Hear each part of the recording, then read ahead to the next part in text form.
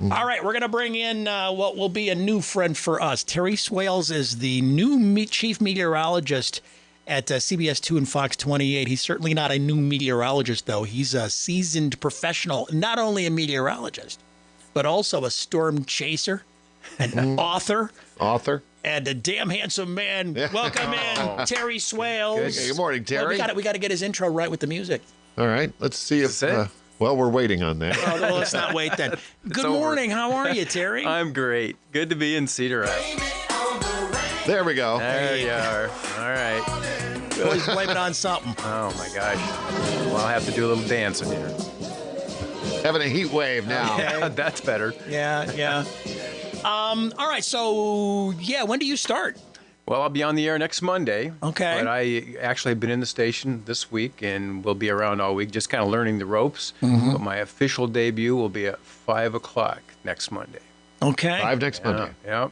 Countdown is on. You know what? Even though you've been doing it a long time, it's got to be exciting. Anytime you're doing something new, kind of gets the blood pumping again, I'm guessing? It does. After you're in a place for 28, 30 years, things can get a little bit comfortable. And this is going to be a new challenge for me, new city. Just everything is starting from scratch. So I'm kind of pumped about that. I haven't been sleeping real well. I'm just so excited to get going. That's good. Yeah. And weather obviously is important everywhere. San Diego, it's a little bit different, as we know, from here. It's our livelihood here, as well as recreation stuff and all that. But this is an agricultural state, and a lot of people are paying attention to what you're telling us about. Well, I think that's the thing that over the years that I've come to know is that day in, day out, the weather, it's out there and you deal with it. But then there are those exceptional days where it's life-threatening and your job all of a sudden is elevated to a different level. And so you can have fun with it, but as long as you're accurate and give people the information they need, then on those particular days, that's when they're going to tune in, and that's when you really make your money. And people want that information that potentially could save their property or their lives, whatever it may be.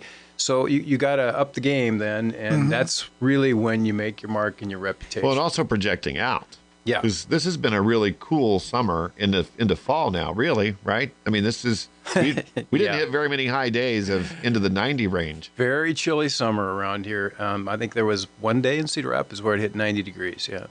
And when it does get severe and everything is going so quickly, being able to organize all of that for people in a way that they can digest and deal with while it's coming in real time for you has got to be, again, that's kind of where you make your money. It's like, things are calm and then there's all this chaos. And that's where, how do you approach that when those times are here, which well, they typically periodically are? On those types of days, 24, 48 hours in advance that the potential is out there. So you kind of get geared up ahead of time. But that's where your weather team is important too, because one person cannot possibly handle that type of situation. Things are just going so quickly that everybody's got to be involved in the information process. You've got your radar, which you're going to be paying very close attention to, and then people are bringing in information as it happens out there. So there's just all kinds of mass chaos going on that you try to organize to get the information out. And that is challenging, but it's certainly a doable thing.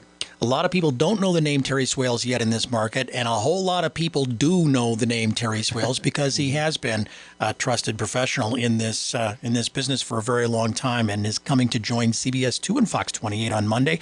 You were an Iowa City boy growing up. When did that spark hit for you that you wanted to make weather your life, basically, your personal, not personally, but obviously your livelihood?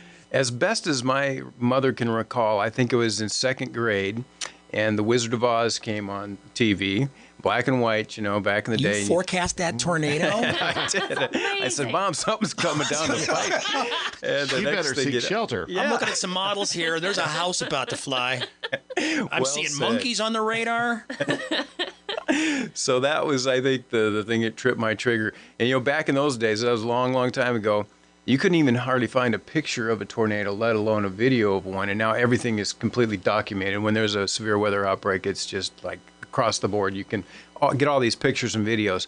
So I had a hard time finding any information on it and was really into sports too. That was kind of my other thing. So I just sort of dallied on through life, but I always would watch the television weathercast. And if I was outside playing, I'd say, Mom, you'd let me know when 6 o'clock comes on, and I'd have Conrad Johnson. I'd flip him on back in the day. So that's kind of cool that I'm in this station now where Conrad Johnson got me going back in my youth. Now you chase them too, which to me puts you in a different category of human beings. What makes you go chasing storms, and what's that all about, and what do you learn from that?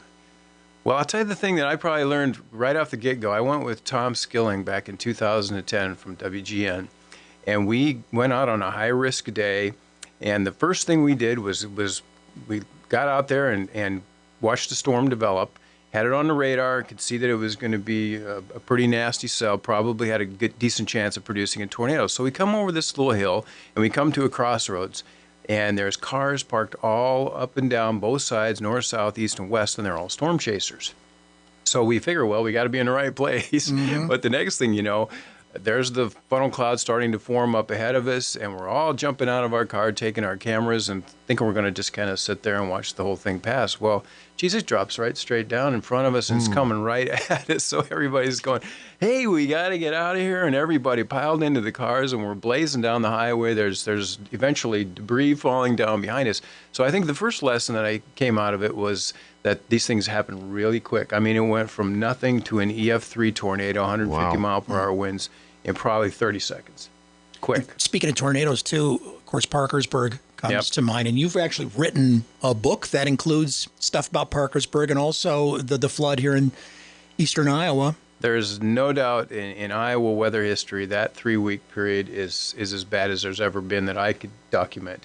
And Parkersburg, to have been there and seen the aftermath, it's just beyond my belief. I've never seen anything quite like that. And then 3 weeks later here in Cedar Rapids to see that, I don't think there's ever been anything comparable in Iowa weather history. Extreme weather events, and maybe this is, I don't know, maybe this is part of what attracts you, is that it is so big, it is such finger of God stuff that humbles you and reminds you that you're a little ant in an ant farm and that it can all be just literally washed away if the weather chooses to do that you really do realize how vulnerable we really are.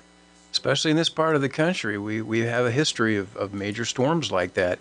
Unfortunately, they don't come around very often, but when they do, clearly you need to have a plan. You need to have somebody to give you that information, and that's why I take my job as seriously as I do. But it is just amazing, the power of nature, and I have seen some of it up close and personal. It just blows your mind. What's the craziest thing you've seen weather-wise with your own two eyes? I'd have to say that right here, the Cedar Rapids flood was one of the things that I never would have envisioned. I mean, that river crested 11 and a half feet higher than it had ever been in 150 years. I doubt that we'll ever see that again in history. We'll be long gone, I can assure you that much, which is a good thing, but I just never could foresee something like that. Terry Swails is joining us. He's the new chief meteorologist at CBS 2 and Fox 28. Starts Monday. You're on a lot. You're on at 5, 6, 9, and 10. Yeah, you're going to be working. Yeah. Speaking of all the recent sort of, weather events that we've had, it does feel like to some people that we are on some kind of if it's not like the new normal, there's some kind of cycle that seems to be at play, or are we overly nervous about that stuff? You have an opinion on that? And is it opinion? Is there science behind it? I don't even know, really. People argue it like it's a political debate. I know, and that's part of the reason why I hate to get into that. But to be honest with you, I think there's a little bit more hype there than is necessary. We do have cycles in our weather, and that's well documented. We have cold periods, warm periods, and so I think actually we're kind of trending back into a cycle in the next 20 years where winters are going to tend to be colder again, and then we'll flip back. So while climate may be changing to some degree, I'm not certain that it's as extreme as some of the forces out there. All right, so as we watch you Monday and you start communicating with us, what do we expect from you? Well, I think that, number one, I like to have fun. Despite the fact that it's a serious job, fun is right on the top of my plate there. I think that's important to make it entertaining and informative for people out there. But when there's a day when it's going to be serious, you will certainly see that out of me. And I have a great passion for weather. I will dig up the interesting facts. I don't care what they are, where they are. I will have something on there that's always going to be informative.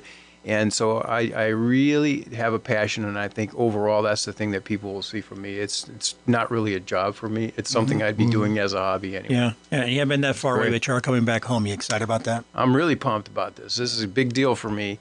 And all my family is going to be watching. And I got a lot of friends, going to high school in Iowa City West here. So it is kind of like coming home again. So for me, this is a great opportunity to end up my career in a place that I want to be. And Ricky brought us bobbleheads. Nice. You've something when they make a bobblehead. You've made it. You've made it. A lot of people have said that, so I guess maybe they're onto something there. Let's hope so anyway. Terry, good to meet you. It's been my pleasure. It really has been. And hopefully we'll have a strong connection here for many years to come. And welcome. He'll be joining, as I said, CBS 2 and Fox 28 beginning on Monday. Terry Swails, everybody. All right.